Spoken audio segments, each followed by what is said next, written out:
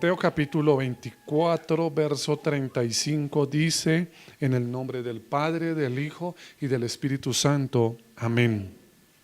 El cielo y la tierra pasarán, pero mis palabras no pasarán. Póngale un dedito ahí a la Biblia, así bien, y ahora repitamos. El cielo y la tierra, como dijo mi esposa, estuvo bien el ensayo. Otra vez. El cielo y la tierra pasarán, pero mis palabras no pasarán. Amén. Cerremos nuestros ojos en el nombre de Jesús. Señor, queremos darte gracias en esta hora por las alabanzas de tu pueblo tributadas a ti, por la ofrenda, por la oración, por los instrumentos que usas para bendecirnos. Pero ahora queremos darte gracias por tu palabra. Háblanos por ella, Señor, que quede en nuestro corazón para llevarla a nuestra casa. Gracias, Espíritu de Dios, por venir a este lugar. Gracias, Dios, por estar en medio nuestro. Gracias, Jesús, por perdonarnos y reconciliarnos con el Padre. Gracias, mi Dios, en el nombre de Jesús. Amén. Pueden estar cómodos.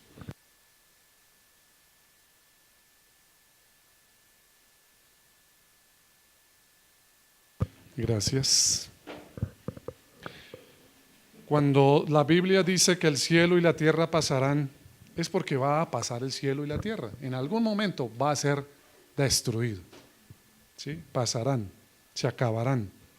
Pero hay una palabra que está después de la coma. Pero mis palabras no pasarán. Pero mis promesas se cumplirán. Lo que he dicho se cumplirá. Y si lo dijo Jesús, se cumplirá.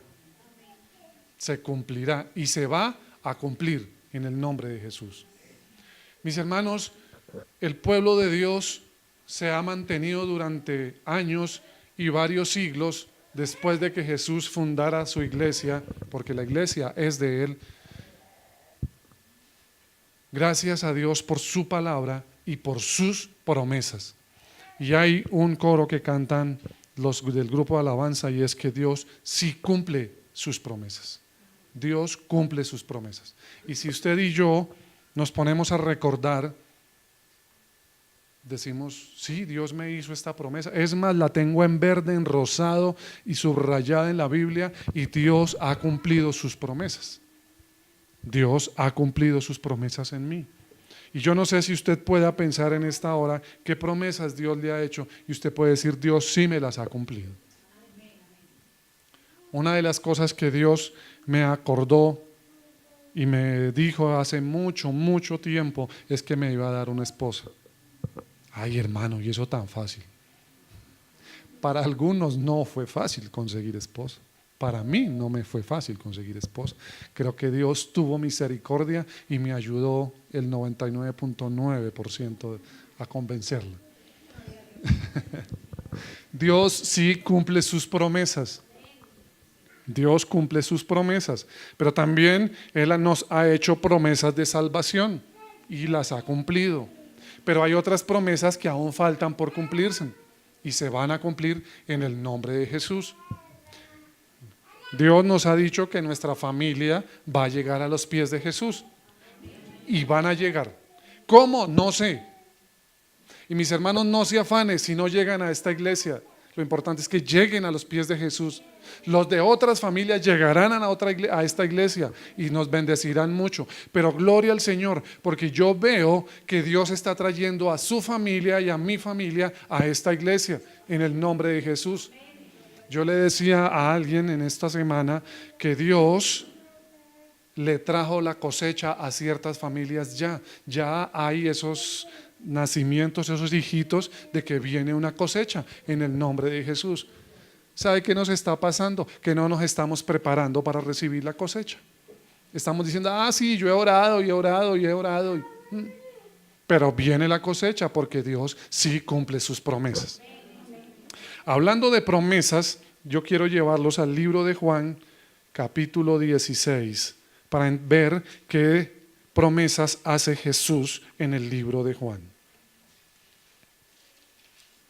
Libro de Juan, capítulo 16. En este pasaje y en este capítulo, vaya conmigo, tome la Biblia, saque la Biblia virtual que tiene ahí. Y vamos a encontrar 4 promesas de las muchas promesas que Jesús nos hace, que Dios nos hace y que el Espíritu Santo nos hace a través de las Escrituras. Juan capítulo 16.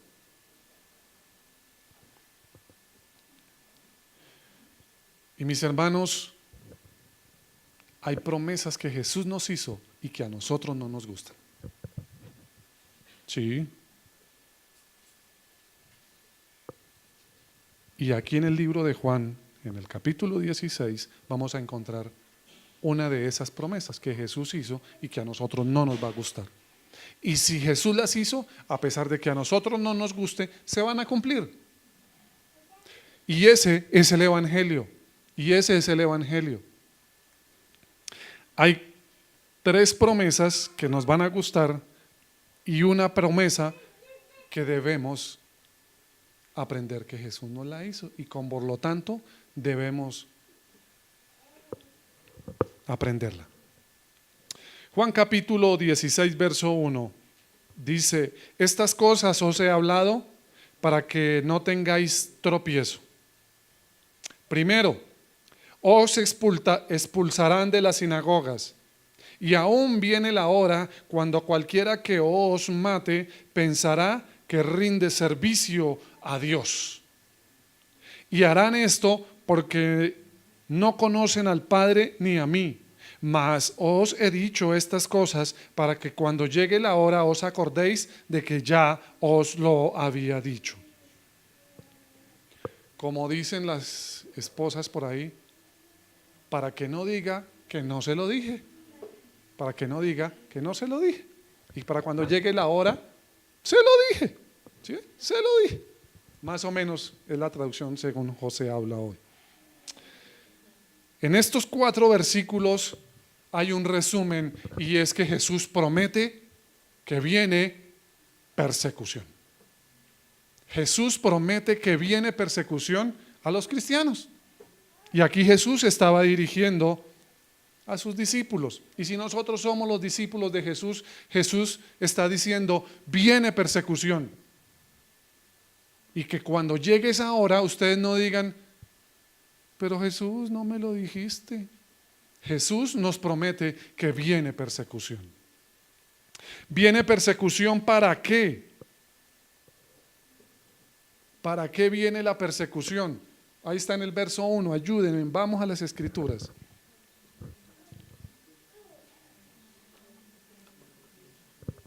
Para que no haya tropiezo. La persecución, uno de los objetivos que uno puede extraer de la Biblia es para formar el carácter como cristianos. Mis hermanos, si hoy entran aquí hombres malos armados y nos dicen cuántos quieren morir por Cristo y cuántos levantaríamos la mano o cuántos saldríamos por la puerta y decir: yo no quiero morir por Cristo. ¿Será que nos falta formar el carácter de decir: yo quiero morir por Cristo? Y mis hermanos, hay lugares donde en este momento están sucediendo ese tipo de cosas, ese tipo de amenazas. Mis hermanos, una de las cosas que tiene, o uno de los objetivos que tiene la persecución, es formar el carácter del cristiano, formarnos el carácter de cristiano. Muchas veces en el colegio me dijeron evangélico, panderetero y aleluya. Me hacían bullying por ser cristiano. Yo no sabía que en ese tiempo era el bullying. Hoy ya es una palabra moderna. Y mis hermanos, les quiero decir que varias veces, como Pedro, yo dije: no soy ni panderetero, ni cristiano, ni aleluya, ni lo otro que me decían. Pero si alguien me dijo: pero es que a usted se le nota, pero es que a usted lo hemos visto que va para allá. Yo decía: pero a mí no, yo no. Me faltaba formar el carácter. Y yo creo que aún me falta formar el carácter. Y mis hermanos, una de las maneras de formar carácter del cristiano es entregar la boletica, invitar a otro y decirle: sí, yo soy cristiano y quiero invitarlo a ver una película cristiana. Camine, nos formamos en el carácter del cristiano. Pero mis hermanos, ¿qué sucederá en el verso 2 en la persecución? Nos expulsarán de la iglesia, no nos dejarán entrar a la iglesia y nos matarán. Estoy tomando de la forma contextual. Hoy no quiero ir a lo que dice Google ni las enciclopedias. Pero dos cosas sucederán: que no nos dejarán entrar en la iglesia y que nos van a matar. Eso dice la Escritura. Mis hermanos, y antes de mirar la persecución física, ¿por qué no miramos la persecución que el diablo hace para que nosotros no vengamos a la iglesia? Uno habla con personas y le dice: hermano, ¿usted por qué no ha vuelto a la iglesia? Hermano, tengo mucho trabajo. Hermano, tengo mucho sueño. El turno de ayer no pude, el turno de hoy tampoco, y el de la semana posible entrante tampoco, porque ya me comprometí a irme a otros compromisos. Mis hermanos, esa es una persecución interna. Eso lo dice la palabra del Señor. Pero mis hermanos, no quiero hablar hoy de la persecución interna, quiero hablar que viene persecución externa hacia la iglesia. ¿Qué sucederá? Que no nos dejarán estar en la iglesia y que nos matarán. Y como dice aquí la palabra de Dios, y incluso creerán que lo harán en nombre de Dios. Que lo harán en nombre de Dios.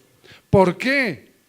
¿Por qué harán esa persecución? Porque no conocen ni a Dios ni a Jesús. La persecución viene de parte de los que no conocen a Dios ni a Jesús. Mis hermanos, si alguien lo está persiguiendo, es porque no conoce de Jesús. Ese personaje no conoce de Jesús.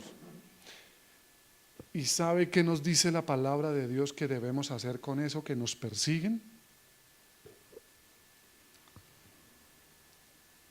Que los amemos, que los amemos, que los amemos. La persecución viene, está en el verso 4. Mas os he dicho estas cosas para que cuando llegue la hora, ¿para cuando llegue la hora de qué? De la persecución. Viene la persecución. Nos acordemos de que Jesús ya nos lo había dicho. En otras palabras, Jesús ya nos lo advirtió. Y esta es una promesa. Y si es una promesa que está en la Biblia dicha por Jesús, se va a cumplir. Viene persecución. Mis hermanos, veamos la persecución que ya arrancó en los colegios cristianos. Ya arrancó en las leyes. Ya hay leyes donde están colocándole leyes a las iglesias, aún tan tributarias como, que interfieren en las finanzas de las iglesias. Por alguna razón la están haciendo, sí, claro, pero hermano, es que las megas iglesias, pero es que las microiglesias, pero eso es persecución desde las leyes. Viene y está sucediendo y el diablo está planeando la persecución hacia la iglesia. ¿Por qué? Porque ya está escrito. Y lo que está escrito, escrito está, y no pasará esas palabras sin que se cumplan. Mis hermanos, les quiero leer un artículo que tengo aquí y ustedes me van a decir qué país es. Dice que en este país los cristianos poseen una amplitud de derechos en el Estado. También son garantizados sus derechos por la Constitución de este país: libertad y respeto de todas las religiones. Existen iglesias repartidas por toda su geografía y en la capital y en otras ciudades. Aunque el domingo es un día laboral en todo el país, los civiles, los cristianos tienen derecho de ir el domingo y de asistir a la iglesia donde se celebre el culto. La primera característica de vida que encuentran los cristianos es que viven en sus propios barrios y pueden evangelizar a sus barrios. Y si alguien visita una de estas ciudades, contemplará cómo el domingo ninguna tienda de los cristianos se abre, mientras que los vecinos de las otras religiones sí lo pueden hacer. En los barrios de los cristianos únicamente ellos trabajan entre semana, pero los domingos vienen a la iglesia. Además, estos cristianos de este país obtienen las autorizaciones para restaurar o construir iglesias o celebrar marchas en público. No se suele encontrar impedimentos cuando ellos hacen eventos oficiales. No se les causa ninguna tensión con personal de pie, con policía. Además, los cristianos poseen sus propios tribunales para tratar asuntos civiles como matrimonio, divorcio y como por ejemplo la herencia, es decir, que pueden casar, pueden hacer divorcio, bueno, tienen leyes a favor. Los colegios y las escuelas tienen colegios y escuelas cristianos y centros culturales y son permitidos y son bien recibidos por el gobierno. Dígame qué país es el que acabo de nombrar. Suiza, Estados Unidos, ¿no era Colombia? Guatemala, ¿cuál? Una pista. ¿Colombia no cabe ahí? ¿No cabe ahí? Bueno. ¿También? Sí, listo. Bueno, voy a leer el artículo tal y como está escrito. Vale. Y ustedes van a entender esto con las noticias. Los cristianos en Siria. Es Siria la cual estoy describiendo. Y hermana Olga, de verdad que usted me ayuda mucho en esta historia. Los cristianos en Siria. Los cristianos en Siria poseen una amplitud de derechos en el Estado sirio. También son garantizados por la Constitución en Siria. Artículo 35, numeral 1, libertad y respeto de todas las religiones. Existen iglesias repartidas por toda la geografía y en la capital, la capital que es Damasco y otras ciudades como Alepo, Homs y Ojama. Aunque el domingo es un día laboral en todo el país de Siria, los civiles tienen la mañana del domingo libre para asistir a misa en las iglesias donde ésta se celebra. Bueno, a misa, a culto. Las primeras características de la vida que se encuentran en Siria es que los cristianos viven en sus propios barrios. Si alguien visita una de las ciudades sirias como Damasco, contemplará cómo un domingo ninguna tierra en el barrio cristiano estará abierta, mientras que los vecinos musulmanes en el barrio ajeno, situados solamente a unos pasos, las mantienen abiertas y llenas de vida. De igual forma, este barrio cristiano será el único que abre el viernes o que trabaja entre semana, pues es un día festivo para los musulmanes, y durante el Ramadán en las horas de iftar, hora del ayuno. Además, la obtención de las autorizaciones para restaurar los templos, construir iglesias, celebrar procesiones, yo dije marchas en público o procesiones en público, no se suele encontrar impedimento oficiales ni causan tensión a pie de calle. Además, o sea, no tienen presión de la policía. Además, los cristianos en Siria poseen sus propios tribunales para tratar asuntos civiles como el matrimonio, el divorcio, la herencia y todo lo que. Los colegios y escuelas son todos cristianos permitidos y bien recibidos por el gobierno.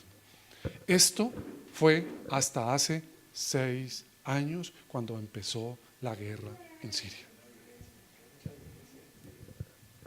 Y decían que el señor el-Sadat, el presidente, el-Sadat, Bashar el-Sadat, creo que es que se dice, era uno de los aliados del pueblo cristiano en Siria. Es decir, los cristianos estaban bien en Siria, no tenían problema alguno, como tal y sucede en Colombia. ¿Nos queremos reunir ahorita a las 3 de la tarde? Hagámoslo.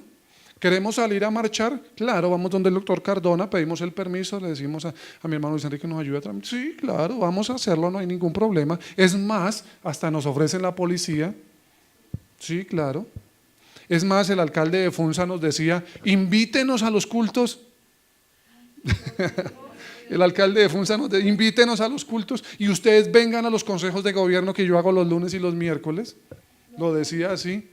Qué hermoso. Eso estaba sucediendo, algo parecido en Siria.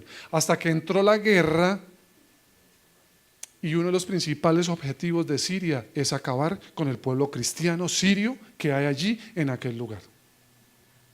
Y el último ataque que le hicieron y que murieron muchos cristianos fue un ataque químico aéreo.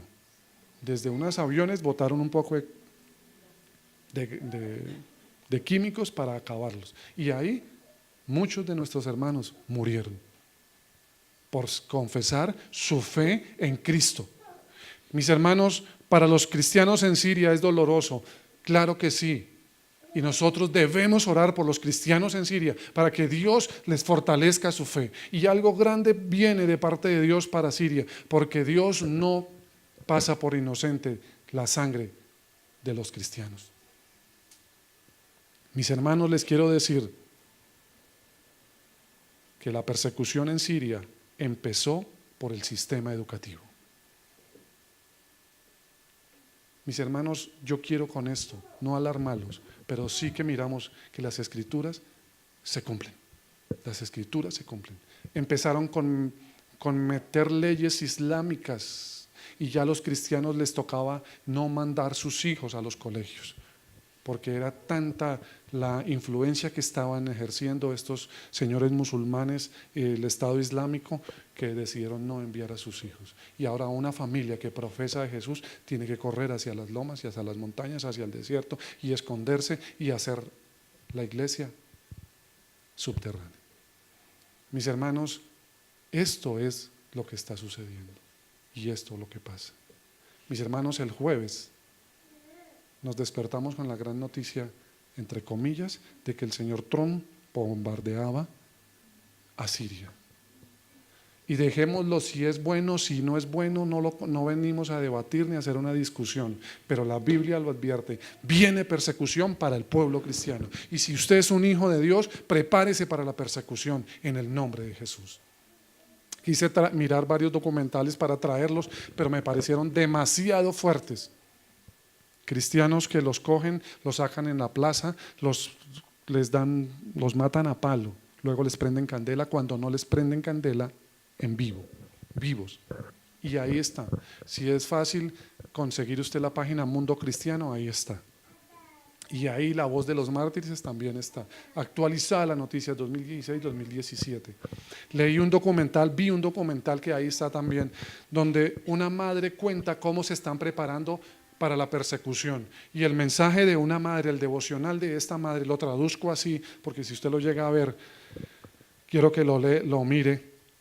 El devocional que la madre le hacía a sus hijos era preparándolos para cuando llegue la persecución a su casa, ya no a la iglesia sino a su casa. Reunía a sus dos hijitas, a su hijo y a su hija, y les decía: hijos, cuando entren por esa puerta los soldados del gobierno van a venir a matarnos.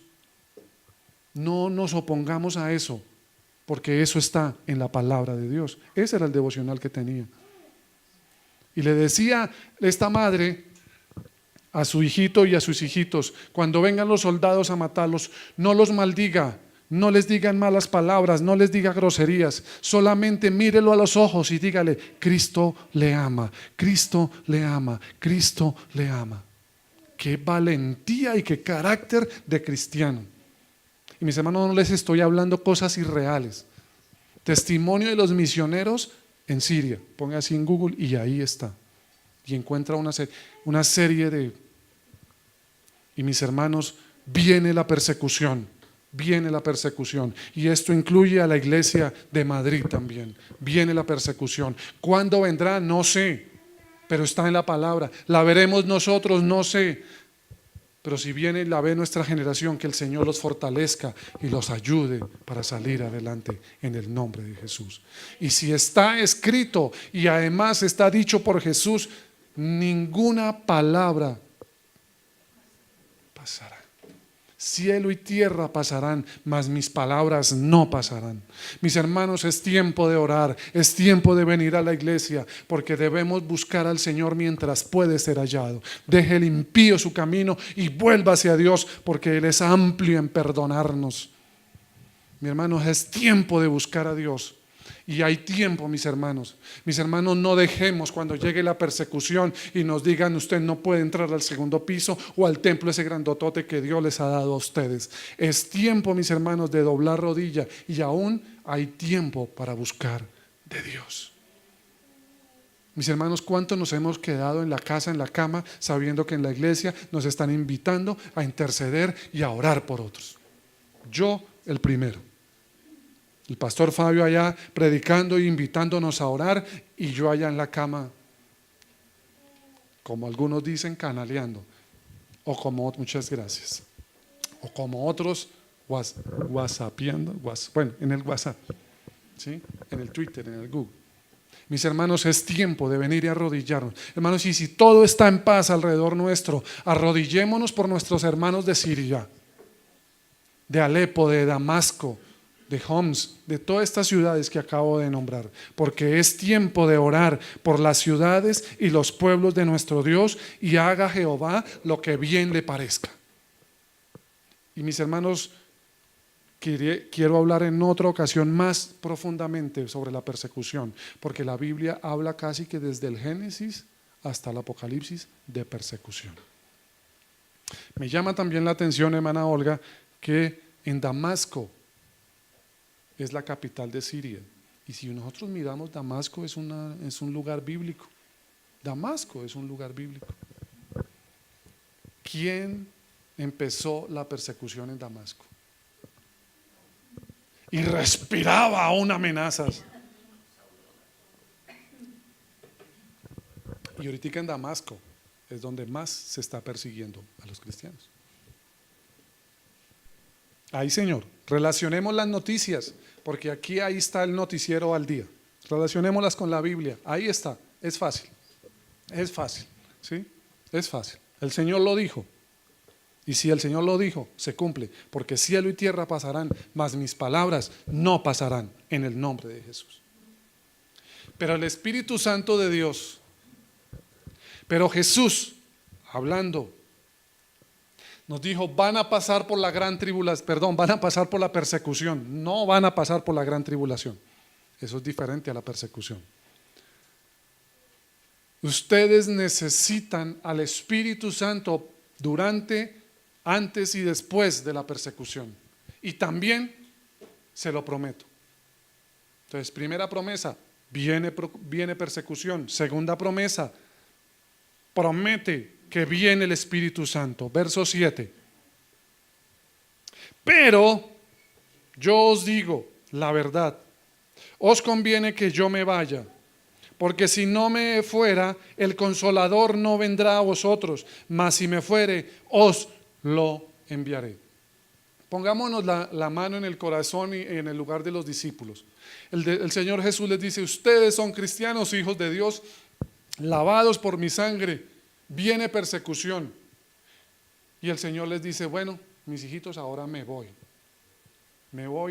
a encontrarme con mi Padre. Y los discípulos dicen, ¿cómo así? Persecución y nos va a dejar solos. ¿Y ahora?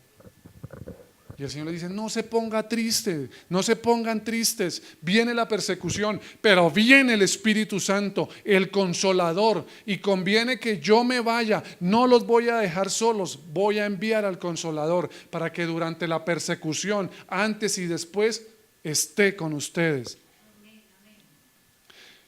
Pero mis hermanos, algo que me parece hermoso, precioso y maravilloso, y es ahí donde quiero que pensemos un poco, y es que el Espíritu Santo viene para dos grupos de personas, para los que no son cristianos y para los que son cristianos. Hermano, no hable eso es antibíblico, que el Espíritu Santo llega para los impíos, también para los impíos. Ahí está. Mire. Y cuando Él venga, en el verso 8, convencerá al mundo de pecado, de justicia y de juicio. Ahí no dice que convencerá a los cristianos, que convencerá a los discípulos, ni los convencerá a ustedes. Dice, yo les prometo que cuando venga el Espíritu Santo de Dios, convencerá al mundo de pecado, de justicia y de juicio. ¿A quién? ¿A quién? Al mundo. Y aquí cuando en este contexto dice que es el mundo, se refiere a los no cristianos, a los que no conocen de Jesús. Es al primer grupo en el cual el Espíritu Santo empieza a trabajar, y es el primer grupo en el cual estábamos en el mundo y conocimos de Jesús, y ahora pertenecemos a la iglesia de Jesús. Mis hermanos, el primer grupo de personas al cual el Espíritu Santo de Dios quiere llegar es al que no conoce de Jesús. Y explica, de pecado, por cuanto no creen en mí. Es pecado no creer en Jesús. Hermano, yo soy buena gente, le doy limosna, hago mercado, no le pego a mi esposa. ¿Yo qué necesidad tengo de ir a una iglesia y de buscar de Jesús? Yo no fumo, yo no tomo, no fumo droga, bueno, no me la fumo verde como dijeron por ahí. ¿De qué estoy pecando? Hermano, el solo hecho de que usted no tenga a Jesús en el corazón, eso lo hace pecador y necesitado de la sangre y del perdón de Jesús. Quiero pasar al siguiente grupo, y es que viene a la iglesia. El Espíritu Santo de Dios viene a la iglesia y a cada cristiano. ¿Para qué? Vayamos a la Biblia, verso 13. Ayúdenme.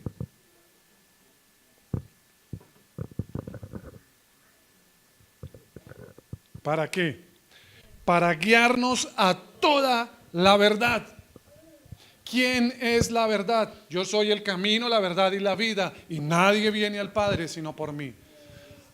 ¿Qué hace el Espíritu Santo? Llevarme a Jesús. Llevarme a Jesús. Llevarme a las Escrituras. Recordarme la palabra. Y recordarme que yo pertenezco a la iglesia de Jesús. Eso lo hace el Espíritu Santo. Mis hermanos, yo creo que todos los que estamos aquí y aún los que no están aquí sintieron la voz del Espíritu Santo para venir a este lugar. Yo coloco anuncios por el WhatsApp de vez en cuando, pero yo veo que a algunos no les llega. Bueno, se acabó el internet porque fallaron las cuerdas, las ondas y no llegaron, punto. Pero hay uno que sí llega al corazón de cada uno de nosotros y nos recuerda todas las cosas y nos guía a toda la verdad. Y es el maravilloso Espíritu Santo de Dios. Y es la segunda promesa que Jesús nos hace en el libro de Juan capítulo 16. ¿Para qué más viene el Espíritu Santo? Para glorificar a Jesús. Para glorificar a Jesús. Mis hermanos, qué hermoso es escuchar una oración dirigida por Dios, guiada por el Espíritu Santo. Pero cuando en esa oración, guiado por el Espíritu Santo, se glorifica al maravilloso nombre de Jesús. Y por eso es que decimos, a Él sea todo el honor y toda la gloria por los siglos de los siglos. Amén. ¿Y esto, hermano, por qué ora así? Porque está lleno del Espíritu Santo de Dios. Y mis hermanos, ninguna oración, que lo vamos a ver ahorita, es oída por el Padre si esa oración no va dirigida en el nombre de Jesús. Puede orar muy bonito, pero si no lo hacemos en el nombre de Jesús, las oraciones no llegan. Y los discípulos sí, persecución, viene el Espíritu Santo de Dios y se hicieron una pregunta. ¿Por qué la pregunta? En el verso 16 les dice, todavía un poco y no me veréis, y de nuevo un poco y me veréis, porque yo voy al Padre. ¿Entendieron? Yo tampoco, y los discípulos tampoco. Entonces Jesús empieza en el verso 17, los discípulos empiezan en el verso 17 a preguntarse unos a otros, ¿qué? ¿Qué quiso decir? ¿Qué? No entendí, que todavía un poco y otro poco y después otro poco, ¿cómo así? No lo entendemos. Entonces se dijeron algunos de sus discípulos unos a otros, ¿qué es esto que nos dice todavía un poco y no me veréis, y de nuevo un poco y me veréis? ¿Y por qué yo voy al Padre? ¿Y por qué yo voy al Padre? Decían pues, ¿qué quiere decir con todavía un poco? No entendemos lo que habla.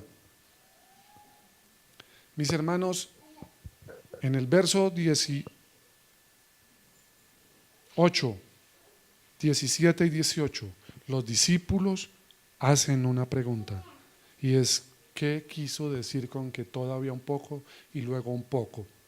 Nos tiene asustados con lo que nos dijo de la persecución, nos promete que viene el Espíritu Santo de Dios, pero no entendemos eso.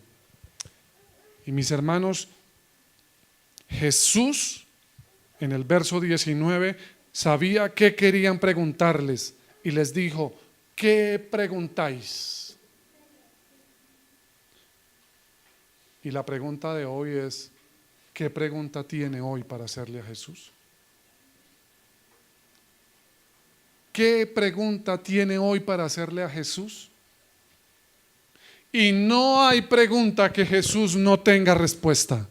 No hay pregunta que Jesús no pueda responder. No hay pregunta que Él no quiera responder. ¿Cuál pregunta le tiene a Jesús? Y quise iniciar del 1 al 4 con preguntas: ¿por qué? ¿Para qué? ¿Qué? Porque esas son las preguntas que nosotros sí nos hacemos. Señor, ¿y para qué? ¿Y por qué estoy pasando? ¿Y qué pasa si no? ¿Y qué pasa si sí? Nosotros los seres humanos, no sé si en todos los idiomas, pero al menos en el español, en el idioma colombiano, nosotros siempre estamos diciendo: ¿y qué? ¿Y para qué? ¿Y por qué? Y nosotros criticamos a los niños cuando nos preguntan: ¿y qué? ¿Y por qué? ¿Y para qué? ¿Y para qué? Pero nosotros ante Dios siempre le estamos diciendo: Señor, ¿y por qué me está pasando esto a mí? ¿Y por qué me pasó esto? ¿Y para qué, Señor? Muéstrame tu propósito.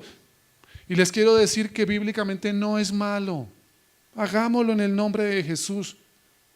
Vaya a la presencia de Dios y Él tiene la respuesta. Mírela, mire la respuesta. Dice 19: Jesús conoció que querían preguntarle y les dijo: ¿qué preguntáis? Entre vosotros, acerca de esto que dije, un poco y no me veréis, y de nuevo un poco y me veréis. Saltemos al verso 22. Y es la tercera promesa. Y es la tercera promesa.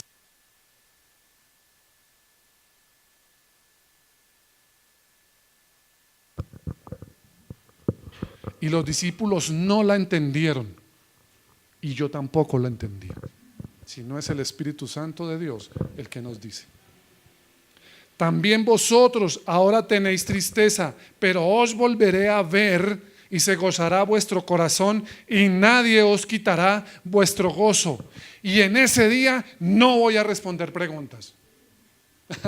No, mire, y en aquel día no me preguntaréis nada, y de cierto os digo que todo lo que pidiereis al Padre en mi nombre os lo dará. En ese día no voy a responder preguntas. Pero ¿qué estaba diciendo Jesús? ¿Cuál es la tercera promesa que hace? Ahí está. ¿Cuál?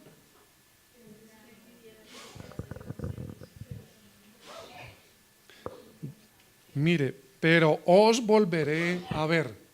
Esa es la promesa. Volver a ver a Jesús. ¿Eso qué significa? Cristo viene por segunda vez. Cristo viene por segunda vez y se nos olvidará la persecución, se nos olvidará el lamento, se nos olvidará la tristeza, porque en ese día ya no le vamos a decir: ¿por qué, Señor? ¿Para qué? Sino que será un día de gozo y de alegría, porque Él viene a levantarnos en las nubes para encontrarnos con Él y presentarnos ante el Padre como su novio.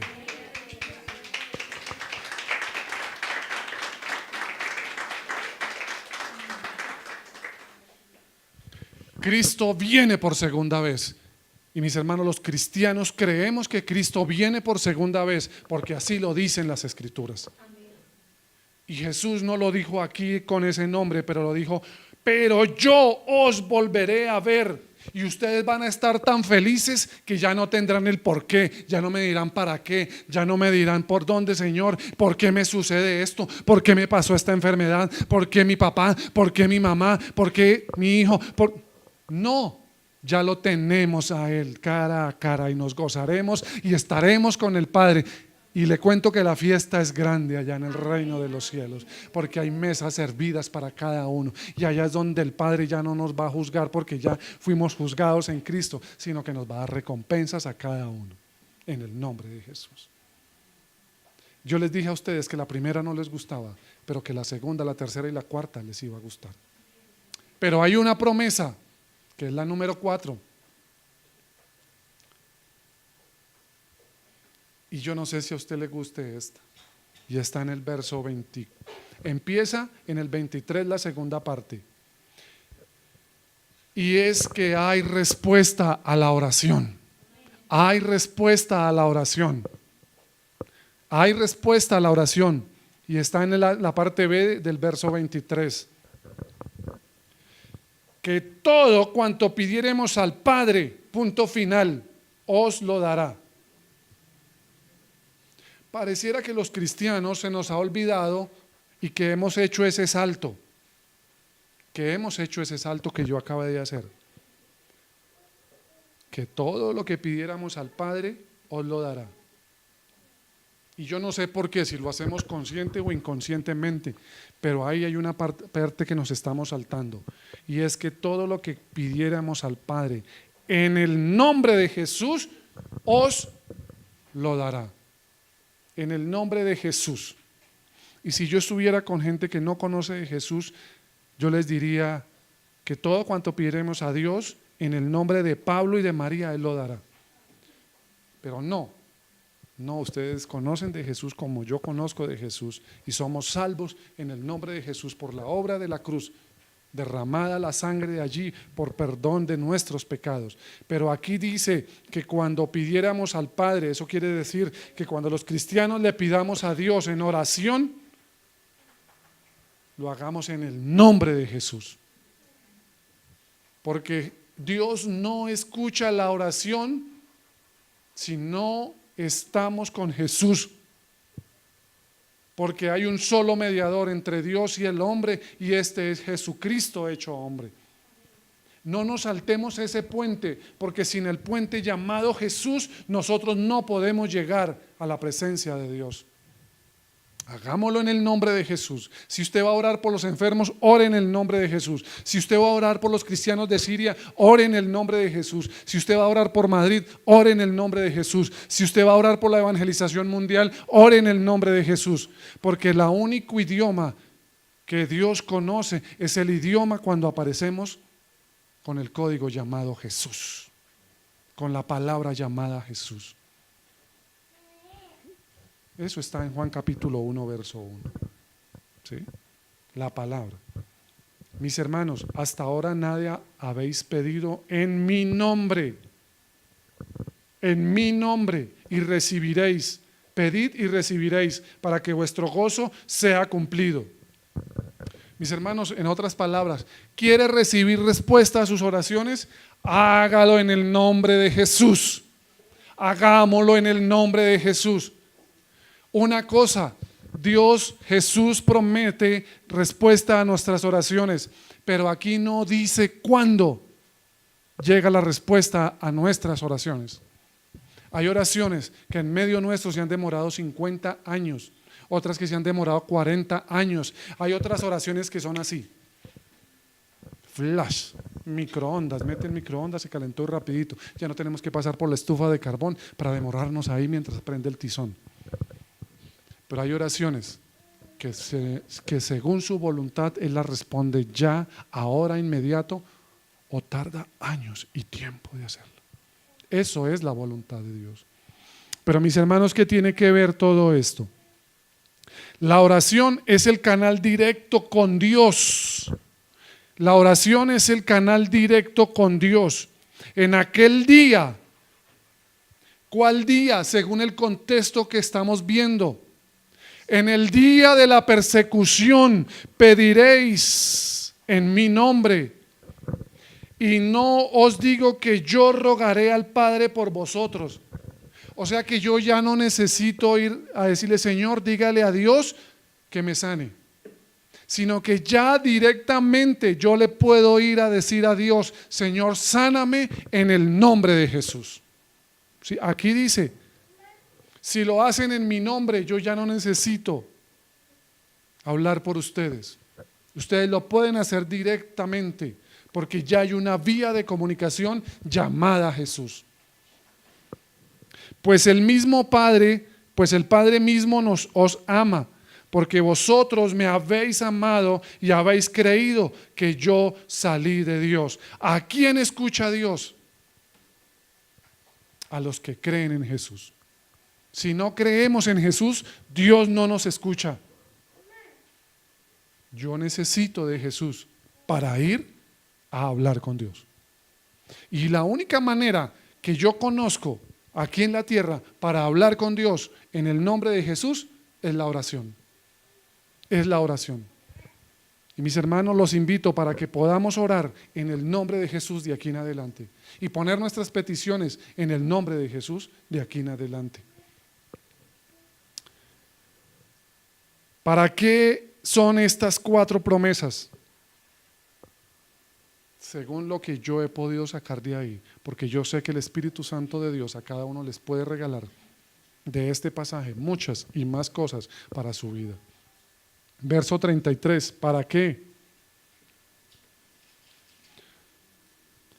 Estas cosas, según el mensaje de hoy, yo diría, estas 4 promesas las he hablado para que en mí, para que en Jesús tengan paz.